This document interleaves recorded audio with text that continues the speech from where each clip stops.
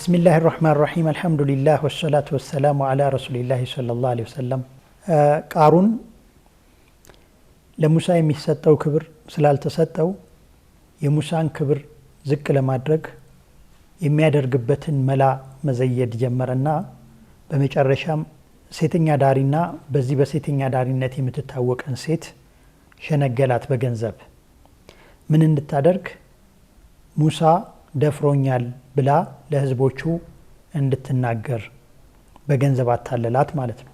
አንድ ቀን ሙሳ ህዝቦቹን እያስተማረ ባለበት ላይ እቺ ሴት ልክ በቃሩን እንደታዘዘችው መጣችና እዛ የተሰበሰቡበት ቦታ ላይ ቃሩን እዚህ ሰዎችን ጥሩ ነገር አስተምራለሁ ትላለክ፣ ነገር ግን እዚህ እንደምትታየውን መልካም አይደለክም፣ መጥፎ ነገር ትሰራለክ በማለት ተናገረ። ለዚህም ማስረጃው ደግሞ አከሊት የምትባል ሴት ወጣ ትናገር ምን እንደሰራባት አዳምጧት ይላቸዋል ሰዎቹን ማለት ነው። ከዚያ ያቺ ሴት ወጣችና ልክ ቃሩን ያላትን እንድትናገር ነበር እዛ የወጣችው። ነገር ግን አላሁ ስብሓንሁ ወተዓላ መልካሙን ነገር እንድትናገር አደረጋት። አይ በሱ ላይ መጥፎን ነገር እንድመሰክር ነበረ ቃሩን በገንዘብ የገዛኝ፣ ነገር ግን ሙሳ ያደረገኝ ምንም ነገር የለም በማለት ሐቁን ተናገረች እዛ ቦታ ላይ። ምክንያቱም ያን ገንዘብ ተሰጥታ እንድትናገር ያስደረጋትን ነገር መናገር ሳትችል ግን እውነቱን እንድትናገር አላህ አደረጋት ማለት ነው። በዚህን ሰዓት ሙሳ ዱዓ አደረገበት። ምን በሚል እንግዲህ ይሄን እኔን እንደዚህ ሊያዋርደኝ እንደሞከረ ገንዘቡን በዚህ በገንዘቡ ተመክቶ ነው ይሄን ሁሉ ያደረገውና ያ አላህ ገንዘቡን እና እሱን ወደ ምድር አስጥማቸው በማለት ዱዓ አደረገበት ማለት ነው። ቃሩንም በሙሳ ዱዓ ተደርጎበታልና ሙሳን ደግሞ አላህ Subhanahu Wa Ta'ala ዱዓውን ይቀበለዋልና فخسفنا به وبداره الأرض እሱንና ይኖርበት የነበረው ይንፈላሰስበት የነበረውን ቤቱን ወደ ምድር እንዲሰጥም አደረግነው ይላል አላህ Subhanahu Wa Ta'ala። እንግዲህ በየቀኑ የተወሰነ መስጠም እየሰጠመ ወደ ምድር ውስጥ እንዲገባ አደረገው አላህ Subhanahu Wa Ta'ala። ወደ ሰማይ ተለጥጦ ነበረ። ስለዚህ አላህ Subhanahu Wa Ta'ala ሲያዋርደው ደግሞ ወደ ምድር አወረደው ማለት ነው። ወደ ምድር አሰጠመው ማለት ነው። فخسفنا به وبداره الأرض ያን ይመካበት የነበረውን ሀብቱንም ቤቱንም ከነቤቱ እሱንም ራሱን ወደ መሬት እንዲቀበር አደረግነው ይላል። እንግዲህ አላህ Subhanahu Wa Ta'ala በቃሩን ብቻ ሳይሆን በፊርዓውንም ላይ ዱዓ አድርጎበታልና ሙሳ ገንዘቡን አጥፋበት፣ በዚህ በገንዘቡ ተመክቶ በስልጣኑ ተመክቶ አይደል ይሄን ሁሉ የሚያደርስብን፣ ስለዚህ ገንዘቡን አጥፋበት ብሎ ዱዓ ባደረገው መሰረት አላህ Subhanahu Wa Ta'ala የፊርዓውንም ገንዘብ እንደዚሁ አጠፋበት ማለት ነው። የቃሩንንም እንደዚሁ አጠፋበት። فخسفنا به وبداره الأرض وأصبح الذين تمنوا مكانه بالأمس يقولون ويك أن الله يبسط الرزق لمن يشاء ويقدر لولا أن من الله علينا لخسف بنا እንግዲህ እነዛ ትናንትና ለኛም ለሱ እንደተሰጠው በተሰጠን ኖሮ እሱ ድለኛ ስለሆነ የተሰጠው ያሉት ሰዎች ተጸጸቱ ማለት ነው። ምክንያቱም ዛሬ ለኛም ተደርጎልን ቢሆን ኖሮ እኛም እንደሱ እንሰጥም ነበር። ያኔ ደግሞ لا يفلح الكافرون ከሃዲዎች ፍላጎታቸውን አያገኙም በአኺራ። ስለዚህ ተጸጽተናል ብለው እነዚያ ተመኝተው የነበሩ ሰዎች እንኳን ተጸጸቱ በሱ መስጠም ተምረው ማለት ነው።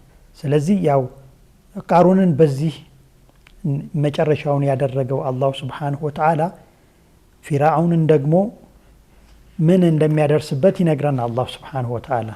እንግዲህ እስካሁን ድረስ ለሙሳ አለይሂ ሰላም ምንም አይነት ፍቃድ አልተሰጠውም። ፊርዓውንም አልፈቀደለትም ይሄን ያክል ጥረት ቢያደርግም።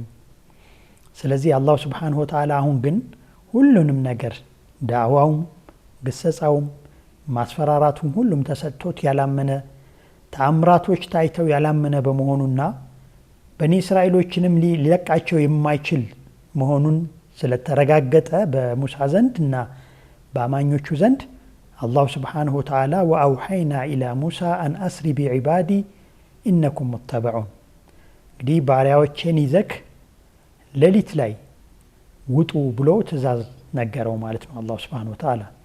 የአላሁ ስብሓንሁ ወተዓላ ውጡ የሚል ለነቢያቶች ትእዛዝ ሳይሰጥ አይወጣም።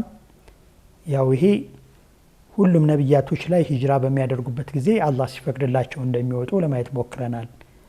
አላህ ሳይፈቅድለት ሂጅራ ያደረገውን ዩኑስን ምን እንዳደረሰበት በዛ ምክንያት ምን እንደደረሰበት ያው ለማየት ሞክረናል። በኋላ ወደ አላህ ተመልሶ እንደገና በማዕረግ ቢመልሰውም ማለት ነው።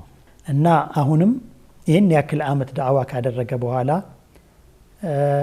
በሱ ላይ ተስፋ ቆርጦ ዱዓ ካደረገበት በኋላ ነቢዩላህ ሙሳ አለይሂ ሰላም ህዝቦቹን ይዞ ወደ የተቀደሰው ቦታ አላህን ብቻ አምልኮት ሊያደርጉበት ወደሚችሉት ቦታ በደልና ብዝበዛ ወደሌለበት ጉልበታቸው ወደማይበዘበዝበትና ነፃ ወደሚሆኑበት ቦታ ይዟቸው እንዲሄድ አላሁ ስብሓንሁ ወተዓላ ትእዛዝ ሰጠው።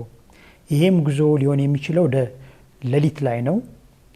በሌሊት ነው ይዛቸው ውጣ ያለው እና ይሄም እንዳያዋቸው ነው። ተደብቀው ነው የሚወጡት። ይህ ከመሆኑ በፊት ግን የሙሳ ቤተሰቦች በኒ እስራኤሎች ፍቃድ ጠየቁት ከፊርዓውን ማለት ነው። በዓላችንን ለማክበር ከከተማ ወጣ ብለን መምጣት እንፈልጋለን እና ፍቀድልን በማለት አስፈቀዱት። እሱም ደግሞ ሳይወድ ፈቀደላቸው። መውጣት ትችላላችሁ ብሎ ለአንድ ቀን። እነሱ በዚህ አጋጣሚ በኒ እስራኤል ሴቶች ከሚስርዮች ሴቶች ወርቆቻቸውን ተዋሷቸው። ማለት ለዒድ ማክበር ስለሆነ የምንወጣው ወርቆቻቸውን እንዲያውሷቸው ጠየቋቸው፣ አዋሷቸው። እንግዲህ ወርቆቻቸውን ይዘው ነው ሌሊት ጉዟቸውን የጀመሩት ማለት ነው። ይህን ጉዟቸውን ጀምረው እንደወጡ ጠዋት ላይ ሲደርሰው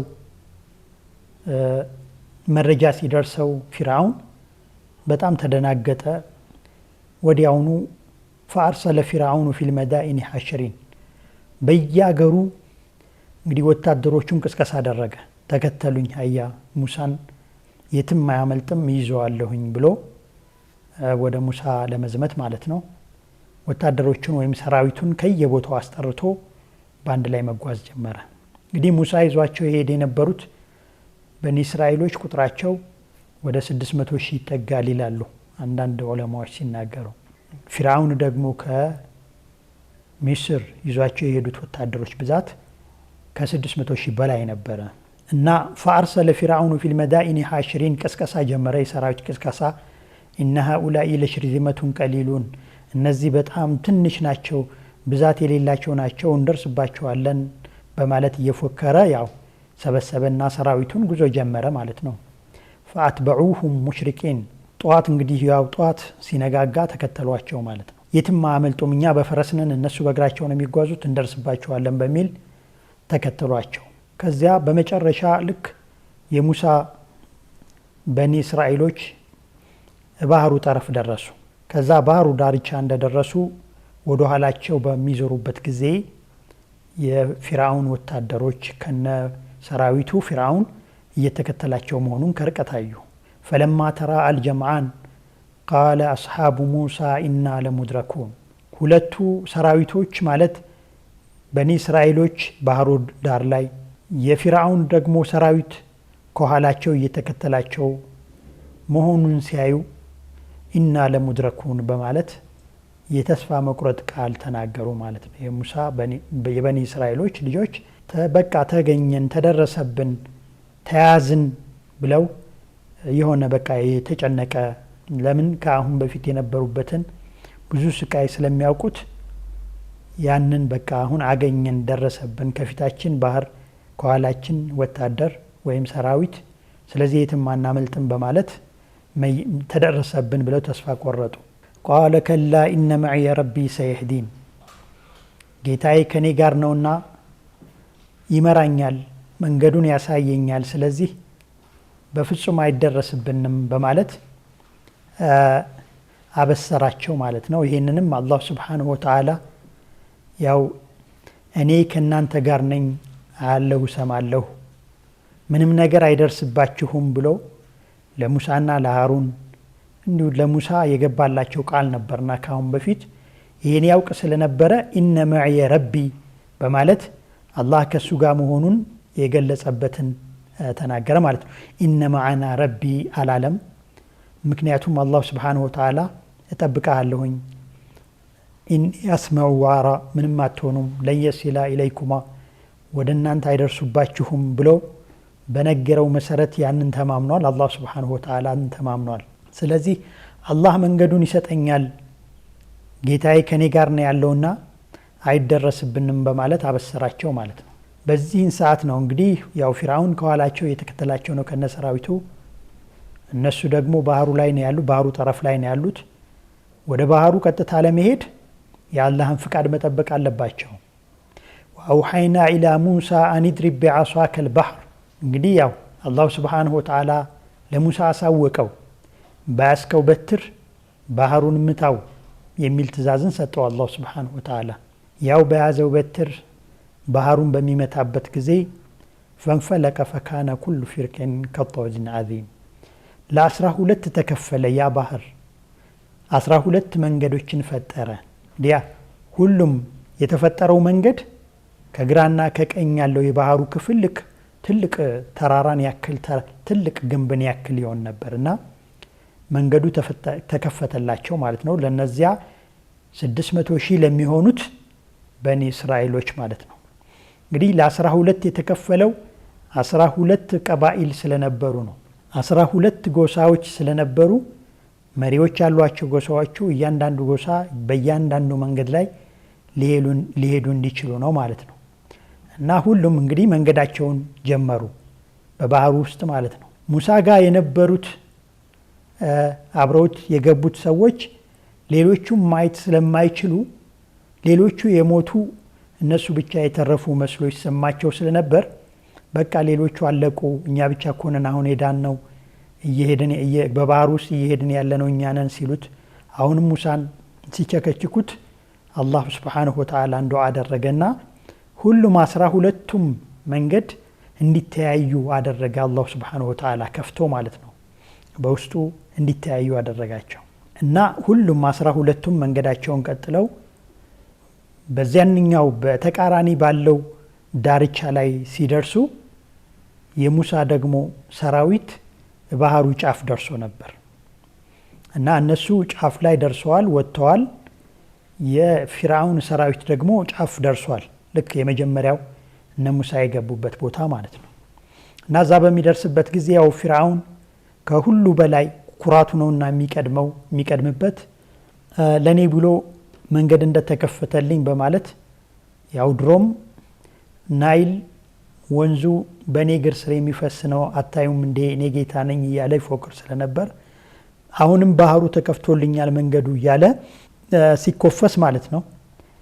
አላህ Subhanahu Wa Ta'ala ሙሳ ከተሻገረ በኋላ የሙሳ ህዝቦች ያው ባህሩ እንዲመለስ ፈለጉ ማለት መንገዱ እንዲጠፋ ማለት ነው። መንገዱን እነሱ ከተሻገሩ በኋላ እነዛኞቹ እንዳይሻገሩበት ለማድረግ ማለት ነው። አላህ Subhanahu Wa Ta'ala ግን ወትሩኪል ባህረ ረህወን ኢነሁም ጁንዱን ሙግረቁን ክፍት አድርገህ ተወው አትንካው ይሄ ያዘጋጀነው እነሱን ለማስጠም ነው በማለት ትእዛዝ አስተላለፈ ማለት ነው። ወአንጀይና ሙሳ ወመን መዐሁ አጅመዒን ሙሳንና ከሱ ጋር የነበሩትን ሁሉ በሙሉ አዳናቸው። ከዛ በኋላ ከተሻገረን በኋላ ባህሩን እንዲተው ትእዛዝ ሰጠ ነው። ከዚያም ፈአኸዝናሁ ወጅኑደሁ ፈነበዝናሁም ፊልየም እሱንና ሰራዊቱን ባህሩ ውስጥ ከከተትን በኋላ ኢላ አላህ Subhanahu Wa Ta'ala ፈንዙር ከይፈ ካነ ዓቂበቱ ዛሊሚን ባህሩ ውስጥ ከከተትናቸው በኋላ ሐታ ኢዛ አድረከሁ الغرق ሰጠሙ እዛ ውስጥ ማለት ነው። ሐታ ኢዛ አድረከሁ الغرق በሚሰምጥበት ጊዜ ቃለ አመንቱ አነሁ ላ ኢላሃ ኢላ الذي آمنت به በኑ እስራኤል እንግዲህ ያው እነዛ የተከፍለው የነበሩት መንገዶች ሁሉም የፊርዓውንና የፊርዓውን ሰራዊት ከገቡ በኋላ ባህሩ ውስጥ እንደተከተቱ አላህ Subhanahu Wa Ta'ala ያን መንገድ ያደረገውን ነገር አደባለቀው ማለት ነው። فأخذناه وجنوده فنبذناهم في اليم ፈንዙር ከይፈ ካነ ዓቂበቱ ዛሊሚን የበዳዮች መጨረሻ እንዴት እንደሆነ ተመልከት።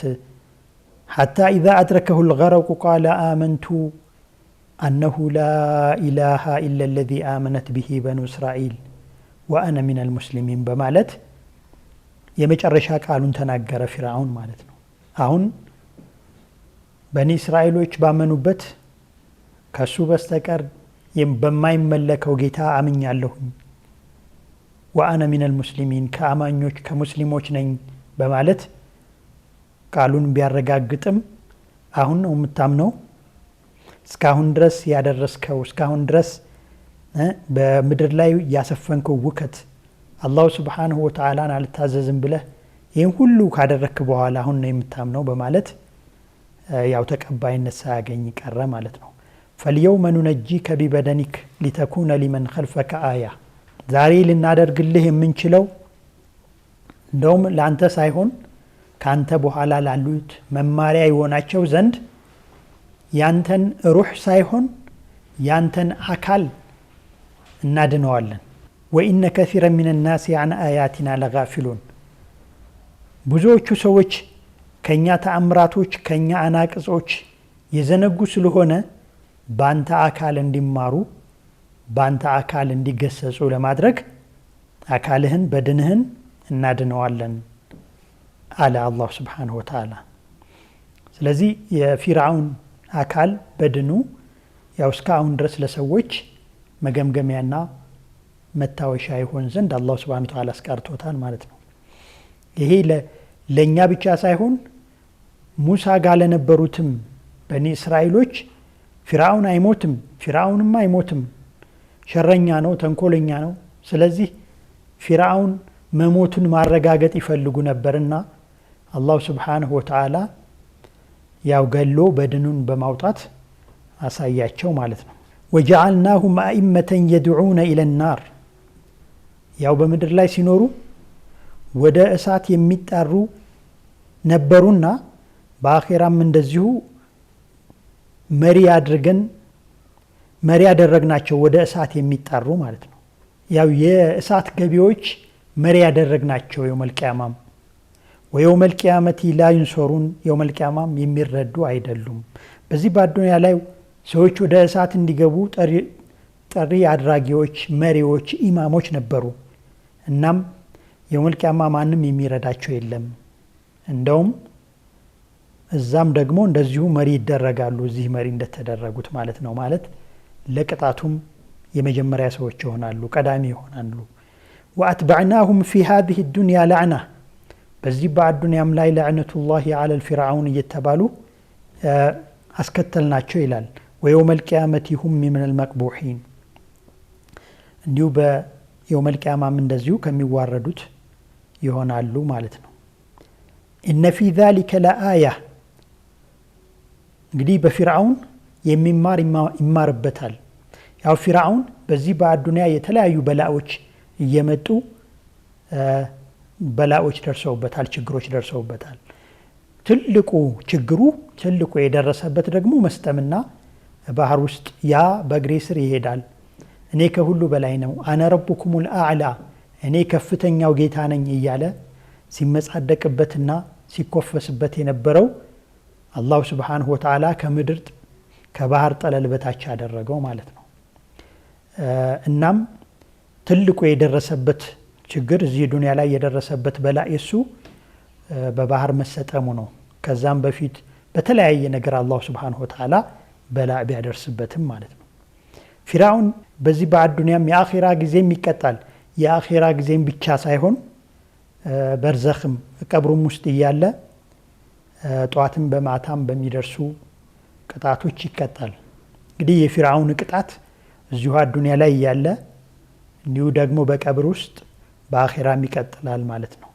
በአኼራ ደግሞ እሳት የሚገቡ ሰዎች መሪ ሆኖ እነ ፊ ዛሊከ ለአያ ወማ ካነ አክሰሩሁም ሙእሚኒን በፊርዓውን ትልቅ ተአምር አለ ማለት በፊርዓውን ለመማር ለሚፈልግ ሰው ትልቅ ትምህርት ቤት አለ ማለት ነው።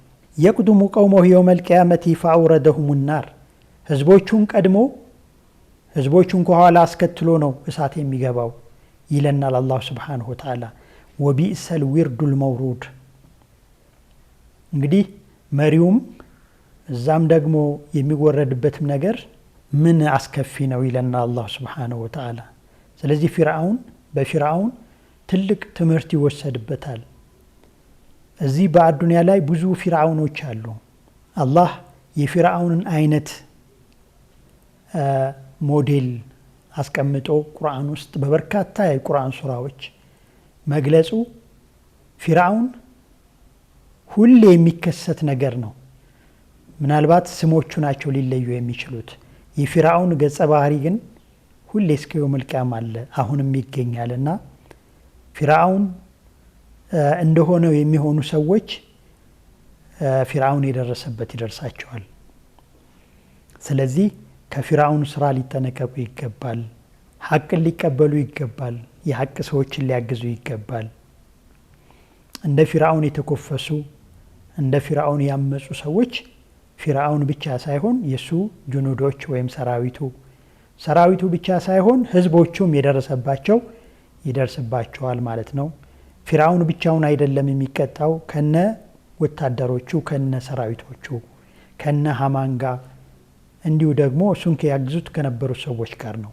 በሙሉ ህዝቦቹንም ሙሳንና የሙሳ ህዝቦችን ያስቸግሩት የነበሩት ሁሉ ይቀጣሉ። ምክንያቱም ፊርዓውን እንዲሆን ያደረጉት ህዝቦቹ ናቸውና እሱ አቃሏቸው መቃለላቸውን ተቀብለው እሱን ጌታ አድርገውት ይገዙት ስለነበረ እነሱም አብረው ይቀጣሉ ማለት ነው። ልክ ባህር ውስጥ ከነ ወታደሮቹ እንደገባ ሁሉ በአኼራም ቅጣት ከነ ህዝቦቹም እነዚያ ያግዙትና በሱ ያምኑት የነበሩት ህዝቦቹም አብረው ይቀጣሉ። አላሁ ሱብሓነሁ ወተዓላ ሙሳንና የሙሳን ተከታዮች ግን ባህሩን አሻገራቸው። እንግዲህ ያው ሙሳ የተሰጠውን ሁለት ተልእኮች አደረሰ። አንደኛው የአላሁ ሱብሓነሁ ወተዓላን እንዲያምኑ ሰዎችን ጥሪ ማድረግ፣ መልእክተኛ መሆኑን እንዲቀበሉ ማድረግ። ሁለተኛው ደግሞ የእስራኤል ልጆችን ከፊርዓውን እጅ ፈልቅቆ ማውጣትና ነፃ ማውጣት ነበረ። እንግዲህ በአላህ የተሰጠውን ተልእኮ ግቡን ለማድረስ ከፊርዓውን አድኗቸዋል። ቤተ መቅደስ ወይም ደግሞ አርደል ሙቀደሳ የተባረከው የተቀደሰው ቦታ ግን አላደረሳቸውም። ባህሩን የተሻገረው ወደ ሲና ነው የተሻገረውና በሲና የሚያሳልፈውን ህይወት በሚቀጥለው ፕሮግራም ለማየት እንሞክራለን። ወሰላሙ አለይኩም ወራህመቱላሂ ወበረካቱ።